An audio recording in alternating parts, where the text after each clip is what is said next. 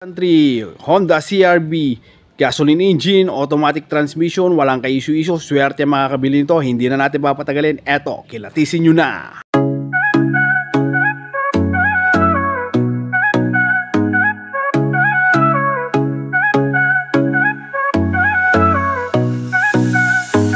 May pangarap kang sasakyan, tara dito na sa 8 Gig Pep Talk. Sigurado walang kaba, quality second hand, parang bago sa tingin. Sa bawat ride mo kami nasa likod din. Di kailangan ng bago, basta maayos, maingat. Kasama mo kami sa bawat hakbang. Mapakalsada o trip sa malayo, dito sigurado wala kang talo.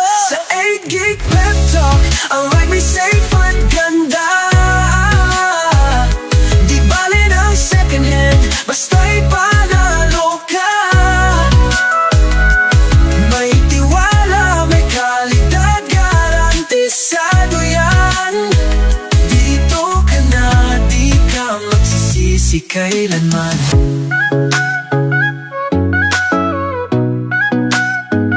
Buy and sell, mabilis, walang hassle sa'yo.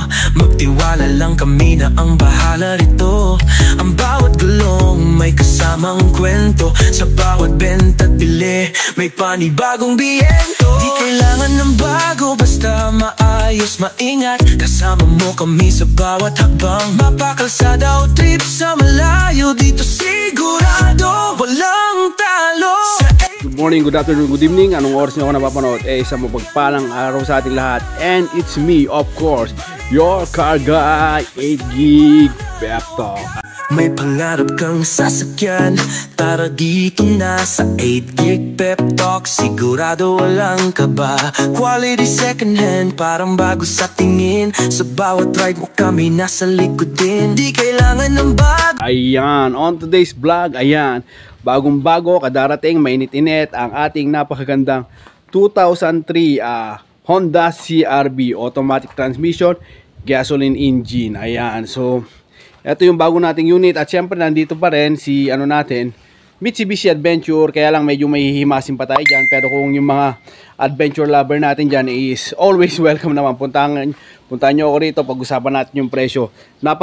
As of now, medyo mababa pa yung presyo nito. Kasi nga, ayan, medyo may pagawain siya. Pero na-order naman na lahat, ikakabit na lang natin. Then pagka all goods na to, goodas nyo na rin yan. So, ayun, pwede na rin siyang gawan ng vlog and pwede na natin siya ibenta. Pero sa ngayon, kung interested ka, no problem, puntahan mo, pag-usapan natin. Pero ang focus natin ngayon is eto, ang napakaganda, napakasariwa, pongkan na pongkan. Ayan, walang ka-issue-issue, napakaganda, napakabilis tumakbo nito ang 2003 Honda CR-V gasoline engine, automatic transmission.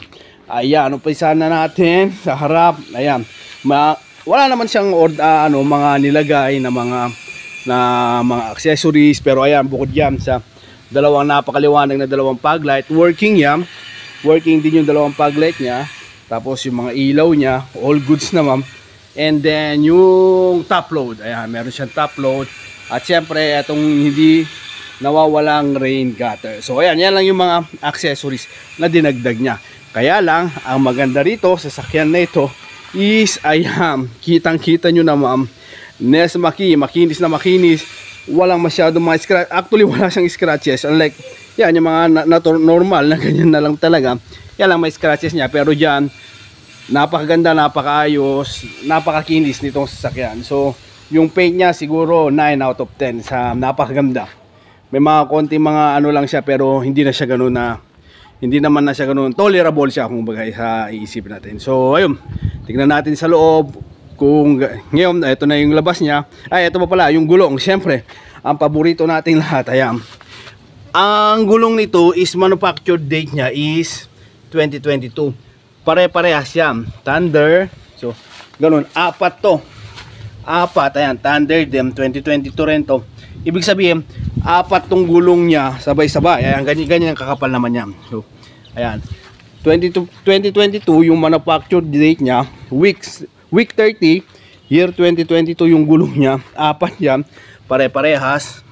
Thunder Ranger 2022, so yung hindi natin makita rito yung 2022 yung 2022 yan din.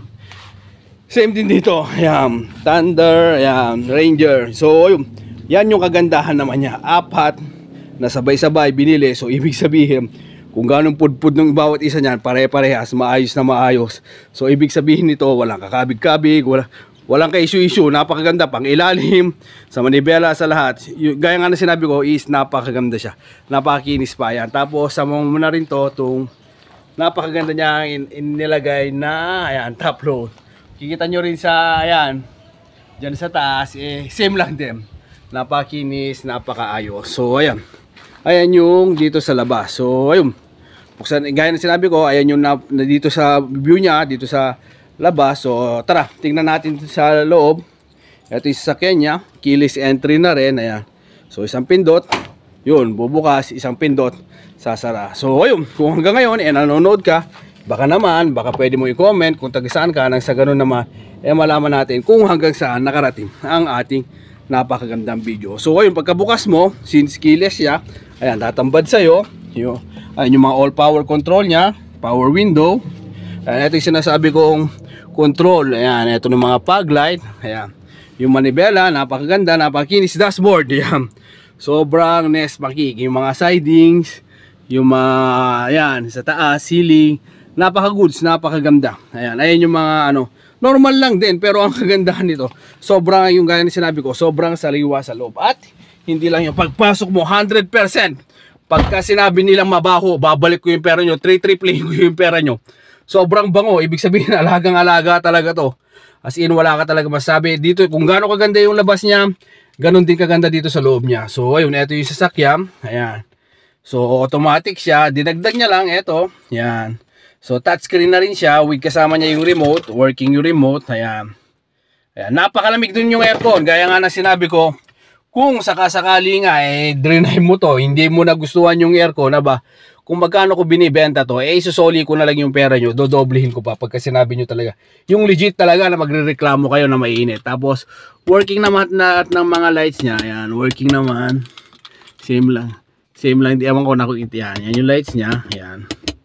Working naman siya. Tapos yan, working din.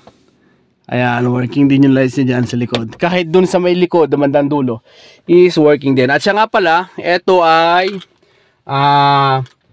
bali 5 to 9 seaters. So bali pwede pang 3 dito sa harap, and then 3, tapos another 3 rin dyan. Pero most probably, kung gusto maging komportable, ayun, siguro mga 5 to 7 seaters lang naman siya. Pwede siya. So ayun, tignan natin dito sa second row. Ayan, dito second row, same lang din. Ayan, ito yung kagandahan nito na ano, yung may-ari dati nito, isa yan, nagandahan siya. So binilihan niya ng parang small aircon. Actually blower na lang to. Ayun, lumalabas na lang dito, hangin, dalawa yan. So ayun, para ganun malamig na yung aircon, para at least talagang, kasi nga ito nga single aircon siya, hindi siya dual. So ayun, dito lang siya. So kung gusto mo pa na mas malamig, pwede mong yun to. Pero mostly 101% hindi mo nagagamit yan, kasi nga ay napakalamig na ng aircon. Kung siguro medyo loaded lang kayo, siguro ayan, pwede mo siyang gamitin. So ayun, dito sa likod. Tapos siyempre, shoutout din sa lahat ng mga ano natin, viewers natin sa iba't ibang panig ng mundo, sa mga bayani nating OFW. Maraming salamat po sa panonood nyo ng 8GB Pep Talk. Isa po kayo sa mga nagbibigay inspirasyon sa atin para makapag-vlog pa. So dito sa gitna, ayan, hihilahin mo yan. Yan, may lalabas na armrest. O yan, pwede mo lagyan ng tigisa kayo. Ayan, kung kunyari 4 passenger lang, ayan, pwede kayong, ayan, pwede may lagyan ng tubig, lahat, and other, ayan, mga gamit, lalagyan na. Tapos sa likod, tingnan natin sa likod. Ayan. Dito sa likod, ito yung bukasan. Pwede mong buksan dito. Ayan po. O, yan. Tapos pwede nyo rin buksan dito. Ayan. So dalawa yung bukasan niya. Tatambad sa inyo. Ito yung third row niya. So pwede yung 3. Kaya lang, probably mas mainam kung dalawa lang para maluwag. Ayan. Maglalak siya. And then dito po yung hilahan. Nawawala yung ilaw. Ayan, hihilahin nyo lang. Yan. Meron na kayong upuan. So pero kung gusto nyo ng mga ano lang, yung mga ayun nga, may lalagay kayong gamit, pwede rin naman. So, ayan, pwede siyang maging carrier ng mga gamit or pwede siyang lagyan ng upuan ng tao. So, paano ipapasok yung ano? Simple lang din po, para rin lang siyang adventure. Tutumba lang siya rito. Aha. Medyo hindi lang kita sa video. Ayan, tutumba nyo lang yan dyan. Ayan yung access nung uupo dun sa likod. So, ayun. Ayun lang po, very comfortable, very nice. Napakaganda. Yung mga shock niya, maayos na maayos. So, ayun. Kung interested, ang price po nito is 220k. Very much negotiable naman. Ayan, kung interested, puntahan nyo, lalong-lalo na, pagka-subscriber kayo nyan, ayan, ni 8GB Pep Talk, pwede natin pag-usapan. Para naman sa ganun, ayun, lahat ng gusto nyo, basta sure buyer po tayo, ayan, makukuha nyo. Tapos yung mga details, ilalagay ko po dyan sa description, ayan, sa may description box sa baba, para mabasa nyo. Yung contact number ko, yung location ko, is mababasa nyo dyan sa description box sa baba. So, ayun, ayan po ang ating sasakyan, 2003, gasoline, automatic transmission. Ang price, 220k, very much negotiable. So, ayun, ang yung lingkod po, 8GB Pep Talk, nagpapaalala na pagkabibili ka ng second hand, mas mainam pa rin na magdala kayo ng isang trusted mechanics. Nang sa ganoon, lahat ng mga agam-agam nyo, lahat ng mga pagdududa nyo, mawala naman po at ma-check. Siyempre, hindi naman po tayo ganun ka-perfecto para ma-check ko talaga kung meron mga iba't iba pang nakatagong issue dyan. So, ayun. Hanggang dito lang tayo mga Pep Talk. God bless everyone. Mabuhay ka hanggang gusto mo. See you on my next vlog. Kunin nyo na. 101%. Hindi kayo magsisisi. Napakaswerte talaga nung makakabili ito. God bless everyone. Mabuhay ka hanggang gusto mo. See you on my next vlog. Bye-bye! May pangarap kang sasakyan, tara dito na sa 8GB Pep Talk. Sigurado walang kaba, quality second hand, parang bago sa tingin. Sa bawat ride mo kami nasa likod din.